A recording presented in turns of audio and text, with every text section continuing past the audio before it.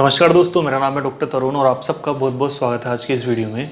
आज के वीडियो में मैं आपको बताने वाला हूँ एक होम्योपैथिक मेडिसिन आर्टिकेरिया के लिए, जिसको हम बोलते हैं पित्ती उछलना या फिर नेटल रैशेस।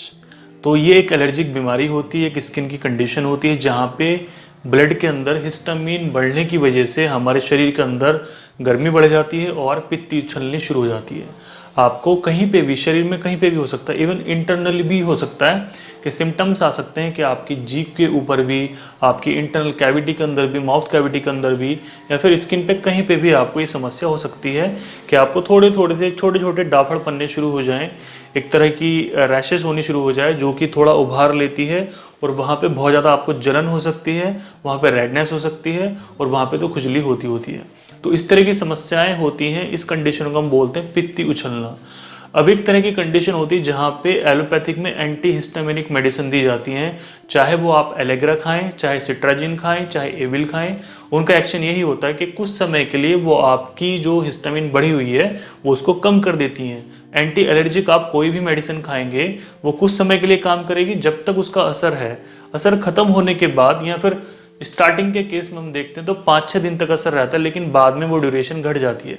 फिर पेशेंट को रोज एक टैबलेट खानी पड़ती है, अदरवाइज उसकी कंडीशन सीवियर होती चली जाती है। और इस तरीके से केस में हम देखते हैं कि केस क्रॉनिक हो जाता है, बहुत लंबा केस हो जाता है।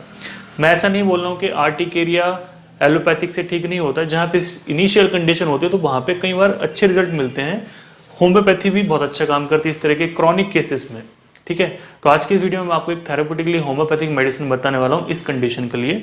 और इस चीज में आपको ध्यान देना होगा कि आपको पर्टिकुलर एलर्जी किस चीज से हो रही है। कहीं आपको कोई पर्टिकुलर चीज खाने से तो नहीं हो रही है कि आपने कोई मैदा की चीज खाई हो उससे आपको एलर्जी हो गई हो, आपने कोई बहुत ज्यादा गर्म चीज खा ली उसकी वजह से हो गई हो, या फिर आपको केवल बुखार में ही ये प्रॉब्लम हुई हो, आपने कोई गर्म तेज दवाई खाई हो उसकी वजह से हुई हो, या फिर आपने कोई कॉम्बीफ्लैम की टैबलेट खाने से भी इस तरह के साइड इफेक्ट्स होते हैं। इसलिए डायरेक्टली चलते हैं होम्योपैथिक मेडिसिन जो कि मैं आपको थेरेप्यूटिकली बताने वाला हूं।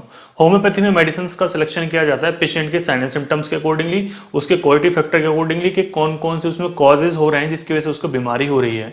सेकंड आता है कि इसमें इस तरह के केसेस में होता है कि पेशेंट को आराम किस चीज से मिलता है और उसको परेशानी किस चीज से बढ़ती है। मीन्स कि उसको गर्मी में ज्यादा प्रॉब्लम हो रही है या फिर सर्दियों में ज्यादा प्रॉब्लम हो रही है। कुछ पेशेंट्स होते हैं जिनको गर्मी में ही ज़्यादा प्रॉब्लम होती है, एक्सरसाइज करने के बाद होती है। कुछ पेशेंट्स होते हैं कि उनको गर्मी से आराम हो जाता है। ठीक है, तो डिफरेंट सिम्टम्स होते हैं कोई भी मेडिसिन सेलेक्ट करने के लिए। यहाँ पे जो एक होम्योपैथिक मेडिसिन है इसको आप लेके देख सकते हैं, थेरेप्यूटिकली मेडिसिन है। इसमें ओनली 2 ही मेडिसिन उन्होंने दी हुई है। तो मेडिसिन का नाम है दोस्तों आर्टिका एड। ये एक टैबलेट फॉर्म में है और बैक्सन कंपनी ने इसको बनाया है। इसके अंदर ओनली 2 मेडिसिन हैं। नंबर 1 मेडिसिन है दोस्तों इसके अंदर आर्टिका यूरेनिस 3x में, जो कि एक होम्योपैथी की कॉमनली थेरेप्यूटिकली मेन मेडिसिन मानी जाती है आर्टिकेरिया के लिए। ठीक है, इसका मदर टिंचर भी यूज कर सकते हैं और लेकिन आप ये मेडिसिन लेंगे तो इसके अंदर 3x फॉर्म में है। ठीक है, इसके साथ जो मेडिसिन दी है इन्होंने एपिसमेल दी है जो कि 3x पावर में है। तो ओनली 2 मेडिसिन हैं जो कि 3x पावर में है। तो आर्टिके में और सिम्टम आते हैं कि बहुत ज़्यादा चुभन वाली उनको परेशानी रहेगी, बहुत ज़्यादा इंटरऑरल ईचिंग होगी, बहुत ज़्यादा उनको परेशानी हो सकती है। वहीं पर एपिस जो मेडिसिन है ये हमारी होम्योपैथी की बहुत अच्छी मेडिसिन है किसी भी पार्ट की सूजन उतारने के लिए, जहाँ पे एडिमा हुई पड़ी है उस जगह को ठीक करने के लिए, सेलुलर मेटाबॉलिज्म को ठीक करके वहाँ की सूजन उतारने का काम एपिस करती है। दोस्तों इसकी डोज जानना बहुत जरूरी है कि आप इसको किस तरीके से लेंगे।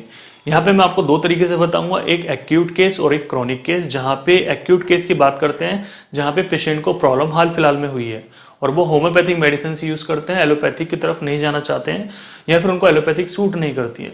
तो उस तरह के एक्यूट केस में जो कि उनको परेशानी अभी हाल फिलहाल में हुई है, तो उन लोगों को एक टैबलेट दिन में 4 बार लेनी है। खाना खाने के बाद आप इसको ले सकते हैं, बिना पानी के आप इसको लीजिए। एक दिन में आपने इसकी 4 टैबलेट लेनी है, सुबह, दोपहर, शाम, रात। तो आप 1-2 दिन आप इसको लीजिए। आपकी कंडीशन जैसे जैसे ठीक होती चले जाए आप इसकी डोज घटा दीजिए।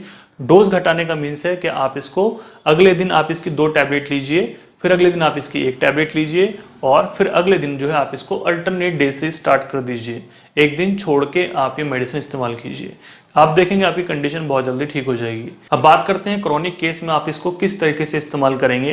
तो दोस्तों क्रॉनिक केस में आपने इसकी केवल 2 टैबलेट लेनी है और वो भी 7 दिन में आपको केवल 2 टैबलेट लेनी है। आप इस तरीके से ले सकते हैं, 3 दिन के गैप से आप ले लीजिए। संडे को ले ली, फिर 3 दिन बाद ले ली, तो हफ्ते में केवल आपने 2 बार लेनी है। आपने ये 2 हफ्ते करके देखना है, 15 दिन आपने दोनों कंडीशन देखनी है कि आपकी परेशानी में आराम हो रहा है या फिर नहीं हो रहा है। इस बीच में आपने कोई भी एंटी एलर्जिक मेडिसिन नहीं खानी है, अदरवाइज कंडीशन का पता नहीं लगेगा इंप्रूवमेंट हो रहा है या फिर नहीं हो रहा है। ठीक है, इंप्रूवमेंट ना होने पे, आपको आराम ना लगने पे आप इसकी डोज बढ़ा दीजिए। आप इसको फिर आप डेली 1 टैबलेट आप लेना शुरू कर दीजिए, फिर आप देखिए आपकी कंडीशन क्या चल रही है। इस तरीके से आप 1 महीने टैबलेट लीजिए, आपको इंप्रूवमेंट होना शुरू हो जाए तो आप इसको कंटिन्यू कर लीजिए। लगभग 2-3 महीने आपको मेडिसिन खानी होगी अगर आपका क्रॉनिक केस है। उसके बाद में आप धीरे धीरे करके इसकी डोज घटा दीजिए, जैसे कि आप इसको फिर अल्टरनेट डे पे आप लेना शुरू कर दीजिए। ठीक है, बस यही इसकी डोज थी। बच्चों को हाफ डोज देनी है, जो भी मैंने यहाँ पे मेडिसिन आपको बताई है उसकी हाफ डोज देनी है। तो इस तरीके से आप मेडिसिन इस्तेमाल करेंगे, आप देखेंगे आपकी परेशानी ठीक होने लगी है। विशेष चीज इसमें यह है कि आपको किस चीज से परेशानी है उस चीज को आपने अवॉइड करना है। काफी सारे लोगों को चावल खाने से बहुत प्रॉब्लम होती है, चाय पीने से ज्यादा प्रॉब्लम होती है, क्योंकि हमारी बॉडी के अंदर पित्त बढ़ा हुआ है, उसी की वजह से पित्तीय रोग लगता है, उसी को हम आर्टिकेरिया बोलते हैं। ठीक है, तो शरीर के अंदर पित्त की मात्रा ना बढ़े इसके लिए आपने बहुत सारी चीजें करनी होती हैं। अपने खान पीन का ध्यान देना होता है, मसाले वाली चीजें बंद करनी होती हैं, गर्म चीजें बंद करनी होती हैं, और आपको चटपटी चीजें बंद करनी होती है और ठंडी चीजें खानी होती है, तभी जाके आपकी कंडीशन ठीक हो सकती है। आई होप दोस्तों वीडियो अच्छा लगा को लाइक कर दीजिए, चैनल पे नए चैनल को सब्सक्राइब कर लीजिए। Thank you so much.